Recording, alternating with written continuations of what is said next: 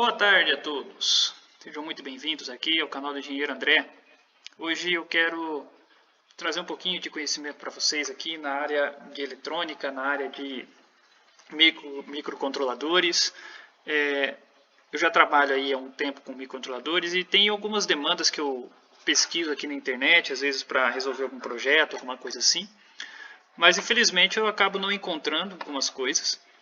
Então eu resolvi, trazer um pouquinho de conhecimento para quem aí está buscando aprender um pouco mais, está buscando saber um pouco mais aqui sobre microcontroladores. E eu quero falar um pouquinho hoje sobre uma questão chamada de eficiência, tá, em algumas codificações em C. Primeiro eu quero mostrar aqui meu ambiente de desenvolvimento, tá? Estou utilizando aqui o IAR, Workbench, a ideia dele. Tá, eu estou utilizando aqui o microcontrolador, uma plataforma conhecida como RL78 da Renesas, que eu adquiri em um curso que eu fiz alguns tempos atrás. Peguei ele justamente porque realmente eu não encontrei muita coisa dele também aqui na internet, eu fuçando para aplicações minhas. Então eu resolvi trazer algumas ferramentas que eu achei fantásticas desse microcontrolador, tá, e quero trazer aqui para vocês. A primeira coisa, a ideia de eficiência aí, é a ideia de você fazer mais gastando menos, Basicamente é essa a ideia. Eficácia é você cumprir aquilo que você está fazendo, mas eficiência é a forma como isso é feita. Eu gasto R$1.000 para produzir um produto, sendo que eu poderia gastar 200 para fazer o mesmo produto. Então, gastando com 200, eu tenho uma eficiência maior. Já em microcontroladores, a gente trata no sentido da eficiência relacionado à velocidade que um processo é executado. Tá? Quanto mais rápido esse processo é executado, diminuindo aí a quantidade de processamento no microcontrolador, então ele se torna mais eficiente. A ideia aqui então é peguei algumas lógicas, tá, simples, utilizando a ferramenta aqui de microcontroladores chamada disassembly, tá, onde eu vejo os comandos em assembly que o microcontrolador está executando. Não vou entrar no mérito dos comandos em assembly em si, mas eu vou entrar na questão de verificar esse conjunto aqui de dados, de passos que o microcontrolador executa, e mostrar como reduz com relação ao tempo, a quantidade de processamento que o microcontrolador leva para fazer. Essa função, por exemplo, aqui, cctimer1, achei ela muito boa para identificar o número de passos, o número de ciclos de clock que são executados aqui em determinada função. Então aqui eu fiz um if-else encadeado, todo aqui muito pequeno, reduzido o tamanho, simplesmente como exemplo. Mas eu mesmo já fiz if-elses muito grandes, aí, na base de 10 if-elses encadeados aqui. E estudando eu percebi que isso aqui é um pouco ineficiente se relacionado com outro tipo de aplicação, que é o switch case. Então vou mostrar aqui nesse exemplo quantos pulsos de clock que o microcontrolador leva para executar essas 4 funções aqui. Ó. O número da variável aqui, esqueci de falar, I e J, está 4. Então o que ele vai fazer? Ele vai entrar aqui, se I igual a 0, não, I igual a 4. Então ele pula, se não se igual a 1 ele pula, se não se igual a 2 ele vai pular, e ele vai cair no else aqui igual a 3. Então o I vai terminar com o valor 3. Então quando eu der o executar aqui, ele vai dar o breakpoint, tá? Ele vai passar por todos esses comandos e vai parar aqui no switch. Então quando eu der o pulso, olha lá, ele deu 16 pulsos de clock para executar os if-elses aqui da vida. Então agora eu parei no switch, eu vou jogar aqui para ele parar nessa função de cálculo, que é a segunda parte que eu vou explicar. Ele vai passar então por todo esse switch case, ele vai verificar J igual a 0? Não. J igual a 1? Não. J igual a 2? Não. Então ele vai vir parar nesse default aqui, J vai sair com o valor 3. Eu vou zerar aqui a variável, cctimer, e vou mostrar aqui para vocês a área de disassembly dele até o próximo breakpoint. E vou dar o pulso aqui de comando para executar. 14 pulsos. Tá, aí você pode pensar, nossa, tudo isso, 2 pulsos de clock de diferença. Realmente, aqui é pouco, é pequeno. Mas, se o seu projeto, se o seu trabalho for algo muito rápido, às vezes alguns pulsos de clock já podem servir para você resolver e encontrar um determinado tipo de valor, determinado tipo de expressão, caso ele necessite de velocidade ou não. Então aqui é simplesmente um exemplo básico, tá, de uma maneira de reduzir o número de pulsos de clock para executar a mesma função. Aqui eu fiz um if else para cada valor, e aqui eu fiz um switch case onde ele só vai ler direto o valor que ele está verificando e vai cair aqui dentro. Lógico, como exemplo também aqui está pequeno, né? Eu falei, você pode utilizar isso para diversos tipos de aplicação. O outro exemplo aqui, eu criei uma função chamada cálculo. Essa função chamada cálculo ela está aqui embaixo. Eu também não vou entrar no mérito de escrever funções, quem quiser depois só perguntar que eu explico. Faço um vídeo talvez explicando sobre isso aqui.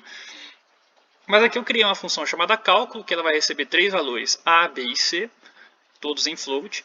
Ela vai retornar esse valor float aqui e o cálculo é o seguinte: A mais B elevado ao quadrado, ou B2, mais a tangente de C. Eu vou zerar aqui a variável, vocês vão ver quantos pulsos de clock ele leva para executar toda essa função. Dando pulso aqui, ele vai parar no próximo breakpoint. Ele parou. Ele foi lá no tangente, vou dar outro pulso. Pronto.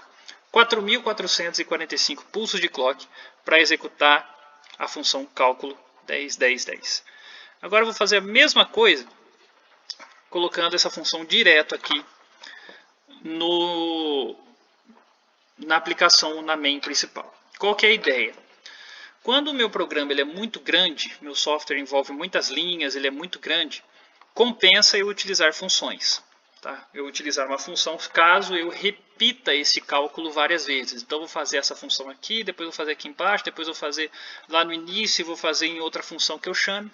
Então, compensa sim eu chamar ela em modelo de função várias vezes. Mas, caso eu venha fazer esse cálculo apenas uma vez, é muito mais rápido eu utilizar essa função diretamente no cálculo.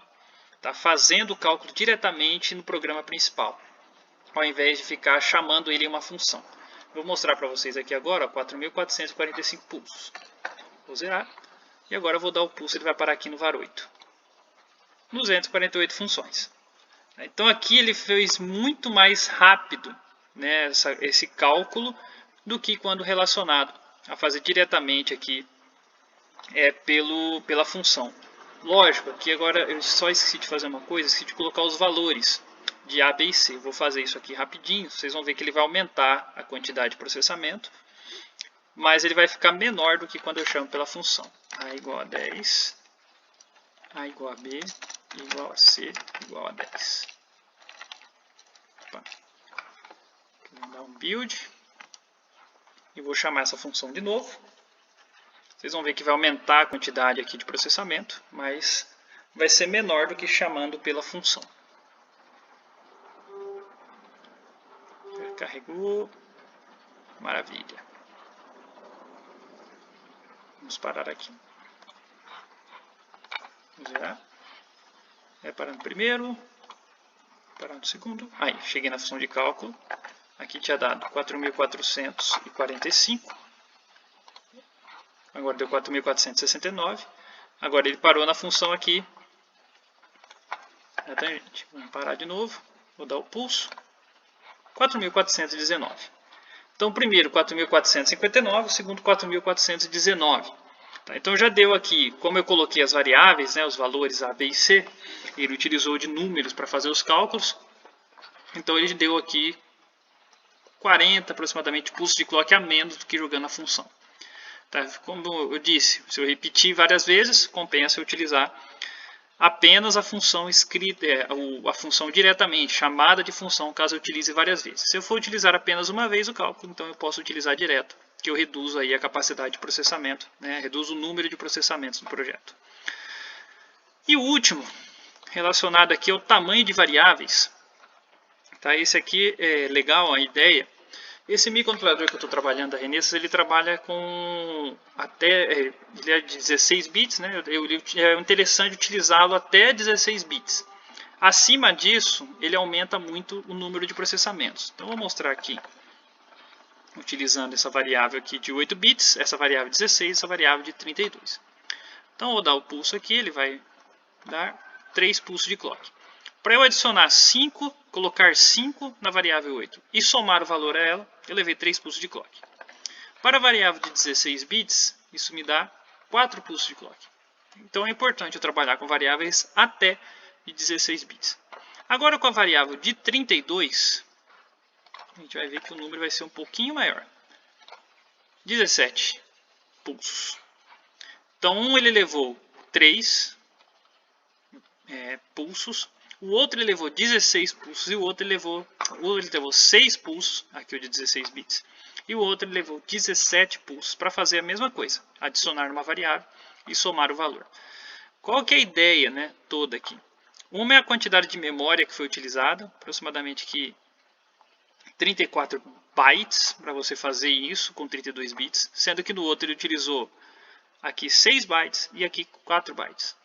Tá? Aqui eu fiz só a diferença, né, entre um e outro aqui. Então a gente já observa que quanto maior a variável, 32, float, todo esse tipo de variável, maior aqui vai ser o consumo de processamento e também o consumo de memória flash. Tá? Então é importante a gente utilizar aí no máximo variáveis até 16 bits. Ah, mas se eu precisar utilizar uma variável float, você pode utilizar outros recursos, como somar, por exemplo, aqui, suponha que você queira colocar aí no valor de A, o valor de 3.14. Ao invés de fazer isso, você pode multiplicar isso aqui por 100, por exemplo. Você vai colocar no A o valor de 314 e fazer o cálculo em cima disso. Tá? E depois jogar isso como uma informação e aí no computador, por exemplo, você ajustar isso para 3.14, como uma escrita. Tá? Então aí depende do tipo de aplicação que você vai fazer.